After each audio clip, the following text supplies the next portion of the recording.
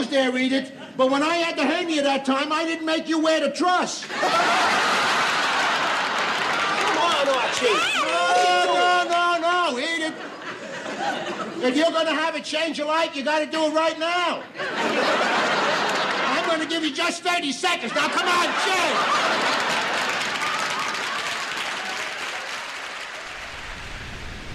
What you just heard was a clip from an episode of the iconic 1970s sitcom All in the Family.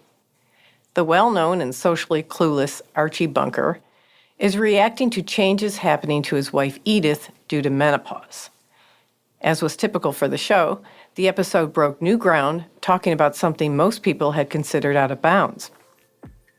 While some things have changed since the early 1970s when talking about women's health was considered taboo, you may be surprised to learn that those perceptions haven't changed much since then.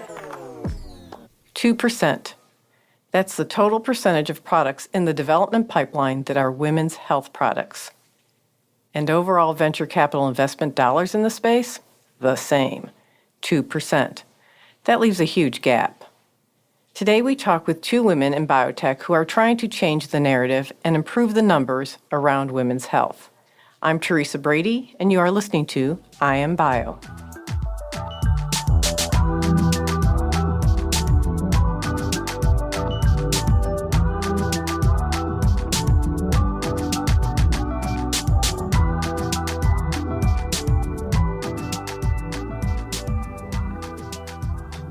Have you ever been at a party when someone said something that made all the other guests cringe and look away?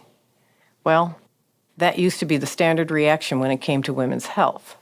Many were uncomfortable acknowledging certain conditions that affect women and even shunned any discussion of women's anatomy. Today we discuss if this landscape has changed. Are biotech and pharma paying more attention to the health needs of women? What can spur innovation in this sector? And just as All in the Family created a space to talk about taboo subjects, our guests say their job is to bring a comfort level to the discussion around women's health. I'm Elizabeth Baily, the Managing Director of RH Capital. I'm Sabrina Martucci Johnson. I'm the CEO of Daré Bioscience. Sabrina says the best way to start a conversation about women's health is to dive right into what people may find uncomfortable. The way to get people more comfortable talking about women's health is, frankly, just to make sure those conversations are happening everywhere and using the appropriate language. My favorite over the years of working now on women's health and at Daré is being in a room with a group of men. And almost doesn't matter which product in our particular portfolio I'm talking about. I just try to get vagina in pretty much the first sentence. It's disarming, it's shocking sometimes for people, but then it just gets it out there, and then we're just having the conversation, just like we would about any other therapeutic category. Vagina is not a four-letter word. It is a body part.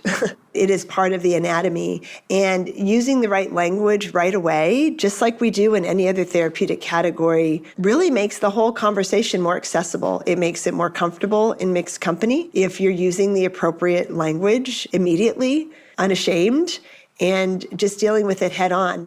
Elizabeth agrees. I think for a very long time, maybe forever, people didn't want to talk about women's health. There's such stigma associated with things related to menstrual health and menopause.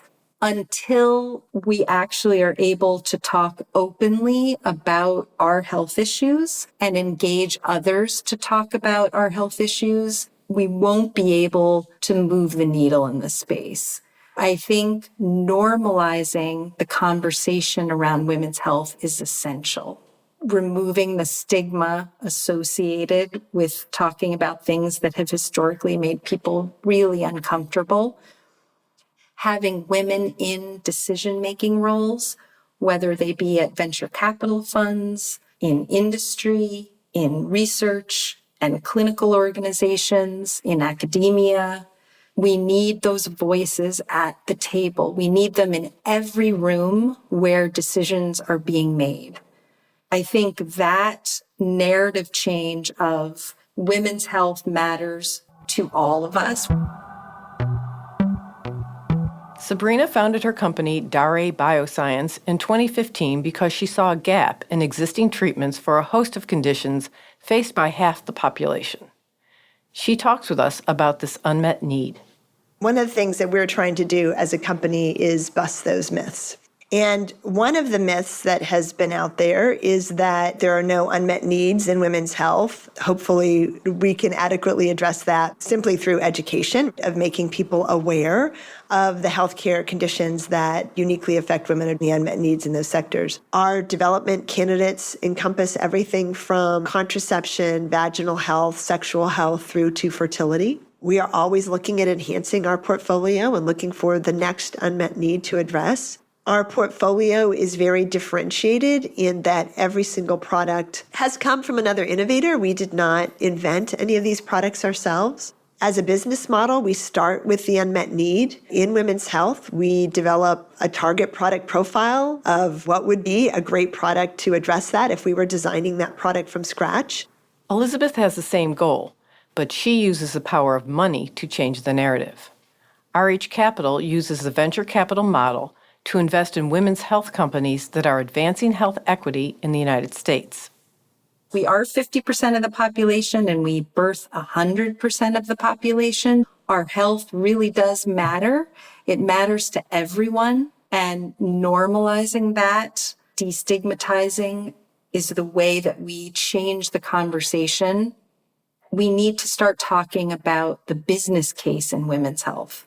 We are an enormous market with unmet needs. And when you look at how investment decisions are made, we should be a great investment bet. Venture capital-backed companies get products to market 3 times faster. We know the incredible impact that venture capital-backed companies can have in healthcare. There has been little to no investment in the women's health space over the last 20 to 30 years. We look at health equity along both gender and racial lines, and there are huge disparities in the U.S. in terms of the access to health care and health outcomes. Our fund is really looking to invest in innovation and startups that are looking to improve health equity for all women in the U.S. Sabrina believes that Elizabeth's model, growing venture investment in women's health startups, will yield both health and financial returns. The other myth out there in women's health that has frankly hindered development in some ways is the misconception about the sector in terms of its ability to deliver products that are financially accretive. Women's health represents about 2% of the pipeline of products that are in development, whether we consider preclinical, phase 1, phase 2, or phase 3. Products in development, about 2% of those products are women's health. And that's been true for quite some time. But now if we look at what happens when products get approved, what proportion of products do women's health represent in terms of products that achieve over $500 million in annual revenues? Well, you know what? Women's health products are 27% of the products that generate over $500 million in annual revenues. And those 27% of the products that are women's health, in that bucket of products that are over $500 million in annual revenue, they contribute 35% of those dollars. We would love to turn that myth around and get some of those facts out there. We believe that investment in women's health is actually disproportionately impactful. There just simply isn't as much awareness about the opportunity here. I think also it is one of those therapeutic categories that it can benefit from having more women in leadership roles in industry to help build awareness. We haven't required that in other therapeutic categories. Frankly, we don't often feel the need that someone working in oncology, for instance, has had a personal experience with cancer.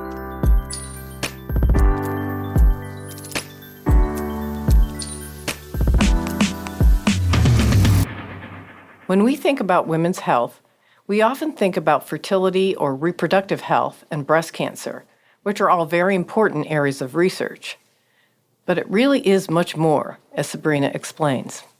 Women's health is a really broad category that definitely includes the areas that we most typically associate with women's health, which are those conditions that solely affect women. So think contraception, fertility, maternal health. But women's health is actually a lot broader than that. It includes any conditions that not only solely affect women, but also conditions that disproportionately affect women. And there's even a school of thought that women's health should not only include those two categories, but also include conditions that differentially affect women. So think cardiovascular disease, which presents very differently in women than it does in men. In terms of the unmet needs in women's health, really across all of those categories, there are conditions that have not been adequately addressed.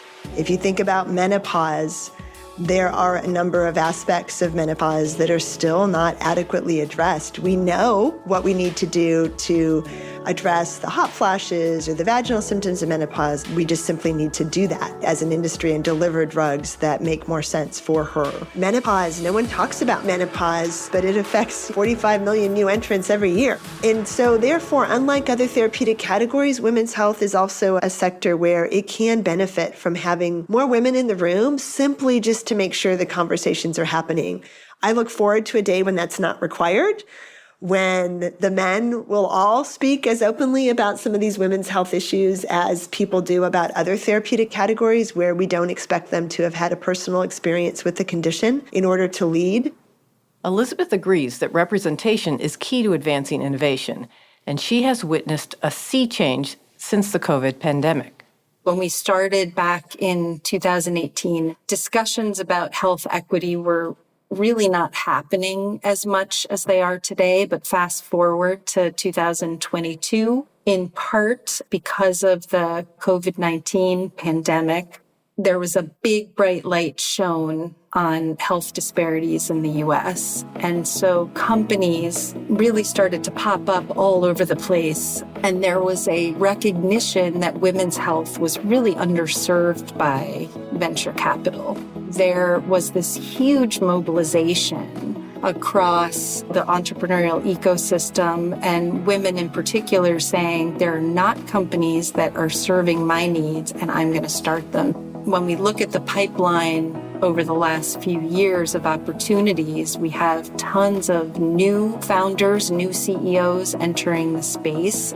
We can do so much better. We need to look to the private sector to develop solutions to serve these women. And we need to include them. It goes back to this issue of making sure that you have the right voices at the table at all levels. In addition to women being decision makers and making investment decisions, you need to have the voice of the community in the room to listen to what is needed, what is acceptable, because without that kind of buy-in, it's really hard to improve adoption of solutions.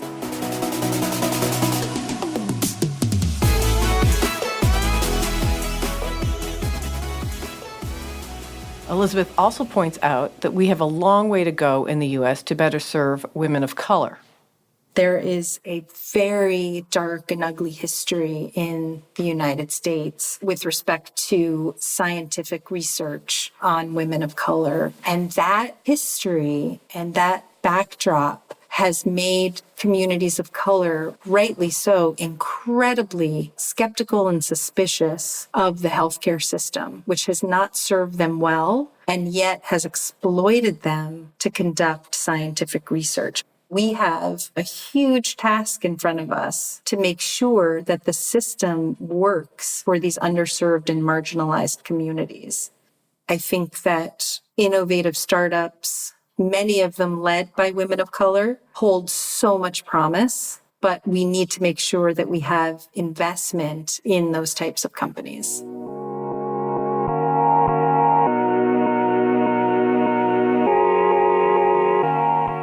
When we come back from a break, we'll delve deeper into the importance of including more women in clinical trials and what our guests are doing about it.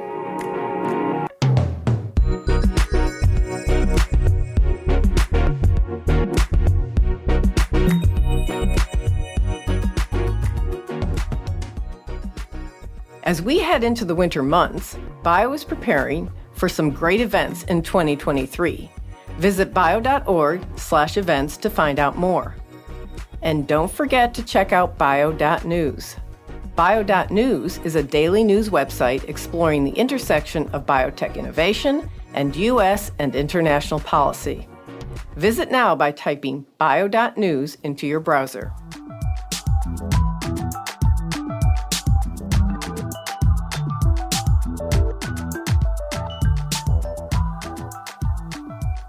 Another myth that hinders innovation in women's health is that women are reluctant to be in clinical trials.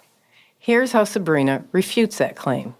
Working in women's health is also fascinating in that women are very enthusiastic participants in the healthcare system. Many people are aware of the statistics that women control 80% of the healthcare decisions in their household. And that ownership of their health and healthcare decisions has definitely been visible as we've conducted clinical trials. Every single one of our patients in our clinical studies is a woman, and we have found that women have been, to date, overwhelmingly interested in participating in this research.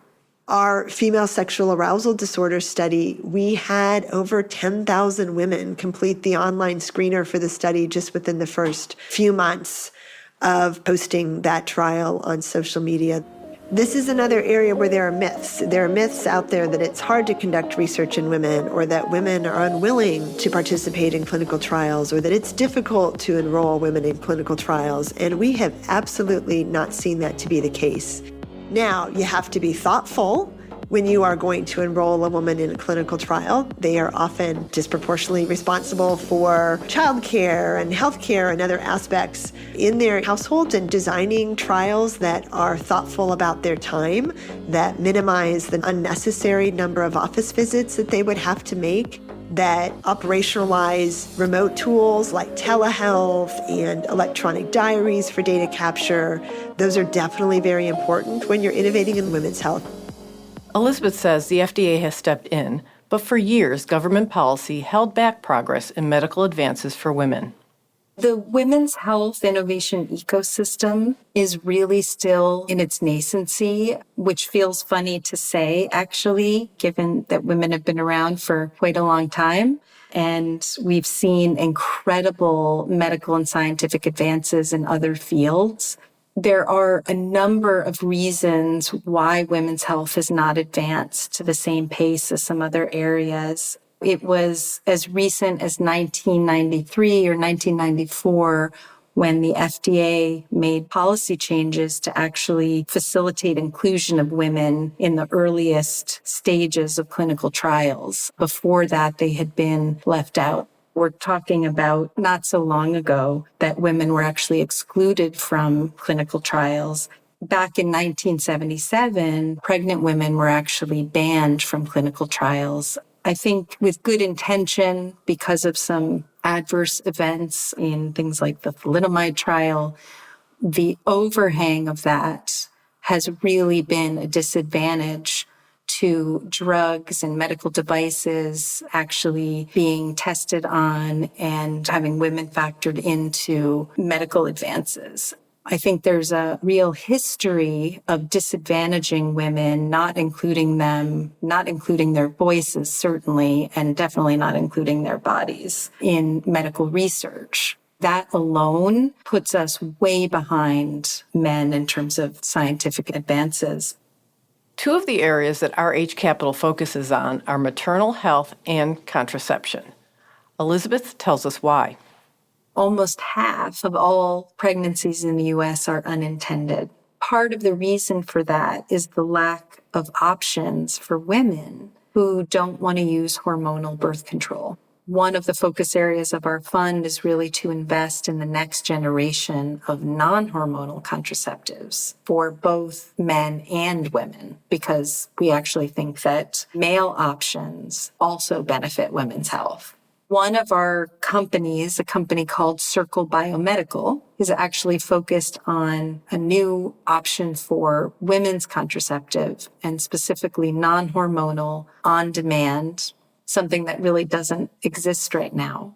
We are really excited about the science. We think that it promises to create a really important option for women who are looking for alternatives to hormonal birth control.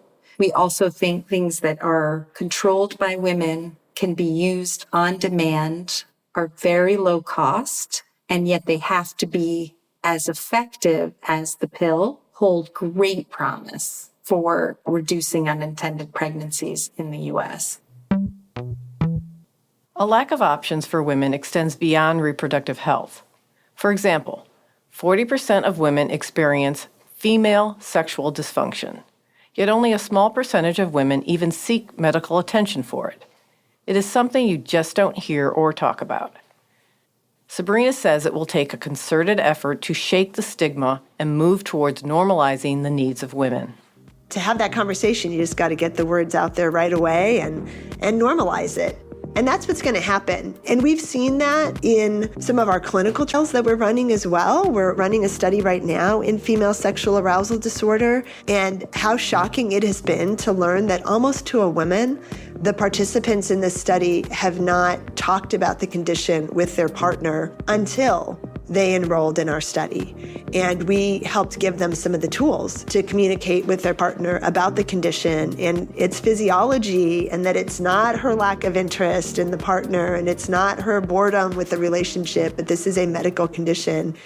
And so even doing more clinical research in women's health and getting into the communities and giving people the tools when they participate in the trials to have the conversations, and with social media, hopefully they'll get on and talk to other people, 5 other people, and share the knowledge. And that's how we're going to make a difference, is by normalizing some of these conversations so that people can be more aware and can take more ownership of their own healthcare decisions.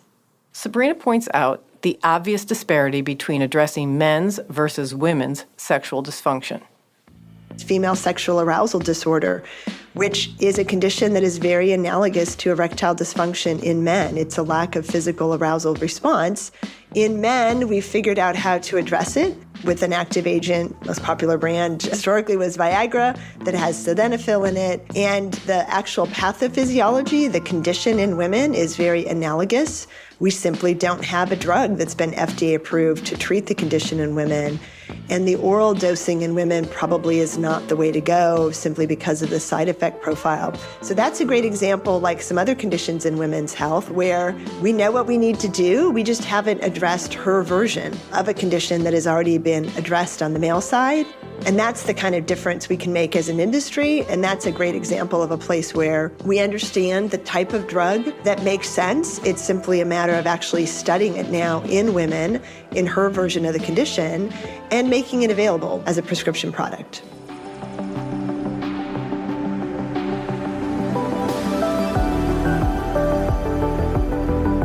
Clearly, we are not meeting women's health needs. In the end, it comes down to normalization, representation, and just recognizing the huge untapped market potential.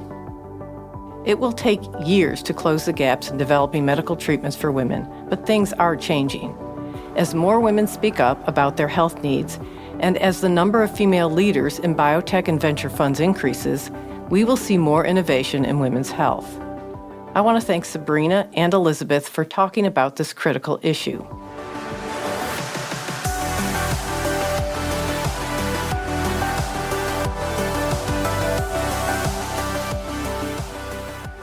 Make sure to subscribe, rate, and/or review this podcast, and follow us on Twitter, Facebook, and LinkedIn at I Am Biotech. And subscribe to Good Day Bio at bio.org/goodday. This episode was developed by executive producer Teresa Brady and producers Lynn Finnerty and Rob Gutnikoff, and was engineered and mixed by Jay Goodman, with theme music created by Luke Smith and Sam Brady.